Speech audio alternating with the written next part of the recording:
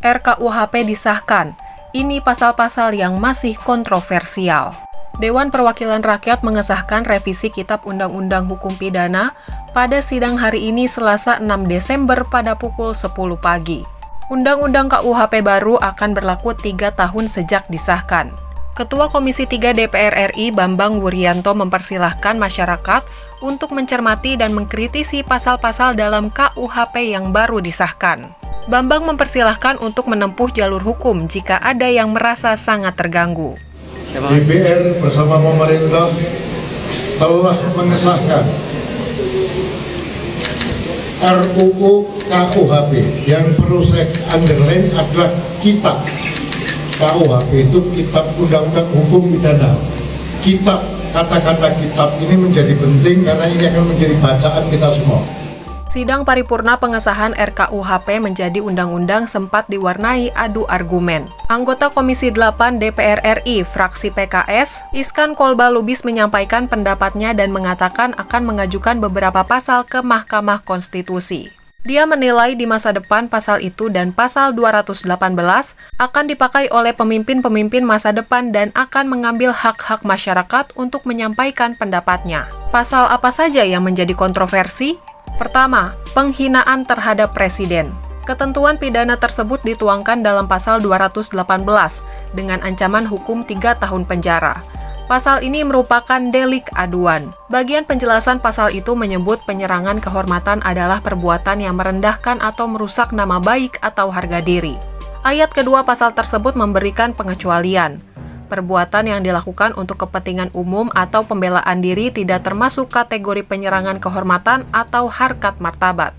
Kedua, pasal makar.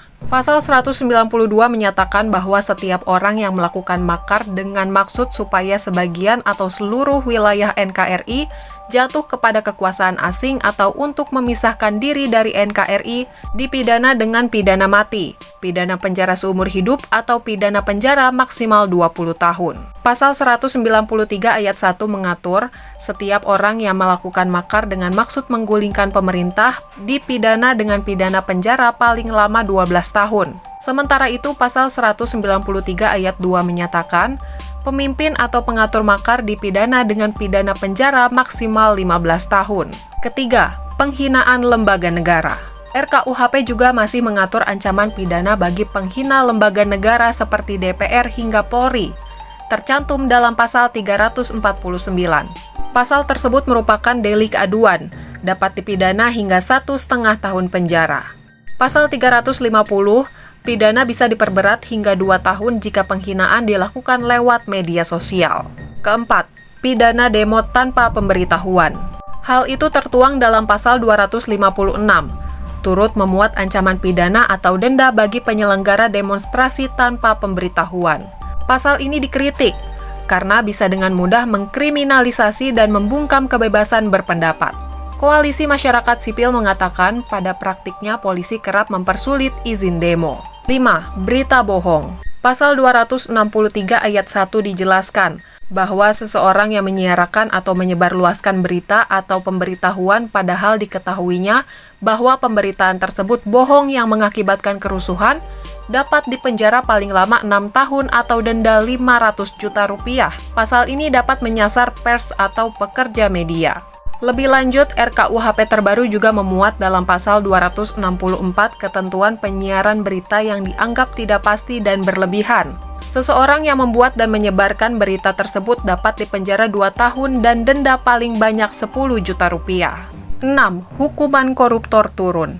Dalam naskah terbaru, tindak pidana korupsi diatur pada pasal 603. Pada pasal tersebut dijelaskan koruptor paling sedikit dipenjara selama 2 tahun dan maksimal 20 tahun. Selain itu, koruptor juga dapat dikenakan denda paling sedikit kategori 2 atau 10 juta rupiah dan paling banyak 2 miliar rupiah.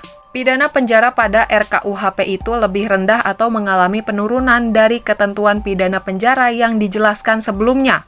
Koruptor bisa mendapat pidana penjara paling singkat 4 tahun dan paling lama 20 tahun. Tidak hanya itu, hukuman denda pun mengalami penurunan.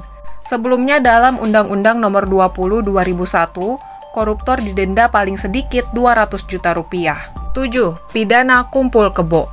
Ketentuan itu diatur dalam pasal 413 ayat 1 bagian keempat tentang perzinahan. Dalam bailit tersebut, orang yang melakukan hubungan seks di luar pernikahan dapat diancam pidana penjara 1 tahun.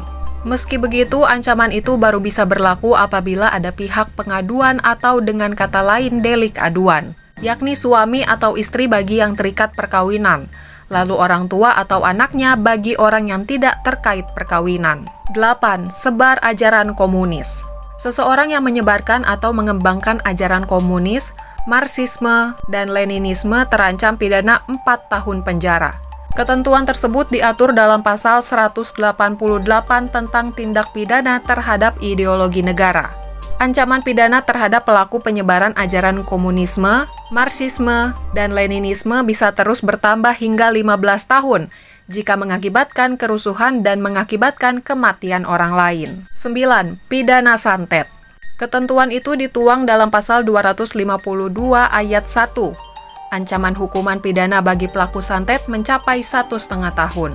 Hukuman menjadi lebih berat jika pelaku menjadikan santet sebagai mata pencaharian. RKUHP menambah hukuman penjara 1/3 dari hukuman semula. 10. Vandalisme. Pidana terkait kenakalan diatur dalam pasal 331. Dalam pasal tersebut dijelaskan, pelaku kenakalan dapat dipidana denda kategori 2 atau sebanyak 10 juta rupiah. Pada bagian penjelasan, contoh kenakalan yang dimaksud yakni mencoret-coret tembok di jalan umum. 11. Hukuman mati. Aturan tentang hukuman mati masih tercantum dalam draft RKUHP. Pidana mati di RKUHP diatur di pasal 67, pasal 98, pasal 99, pasal 100, pasal 101, serta pasal 102. Draft RKUHP juga mengatur tentang teknis pelaksanaan hukuman mati. Ketentuan ini tertuang dalam pasal 98, kemudian pasal 100 mengatur terkait hukuman mati dengan masa percobaan 10 tahun. Koalisi masyarakat sipil menilai dengan atau tanpa ketentuan masa percobaan, hukuman mati harus dihapuskan karena tidak sesuai dengan prinsip HAM. 12. HAM berat. RKUHP terbaru juga mengatur soal tindak pidana terhadap hak asasi manusia berat. Padahal tindak pidana itu telah diatur dalam Undang-Undang Nomor 26 Tahun 2000 tentang Pengadilan HAM karena bersifat khusus. Pada pasal 598 KUHP, pelaku genosida atau memusnahkan golongan tertentu dapat dipidana penjara paling singkat 5 tahun dan paling lama 20 tahun. Pasal ini dikritisi karena dianggap mengurangi kekhususan pada khusus pelanggaran HAM berat dan dapat menghambat penuntasannya. 13. Living Law. RKUHP mengatur tentang aturan hukum adat atau living law. Ketentuan itu tertuang pada pasal 2 dan 595. ICJR menilai, living law beresiko dijadikan alasan oleh aparat dalam melakukan penghukuman terhadap seseorang yang melakukan tindak pidana.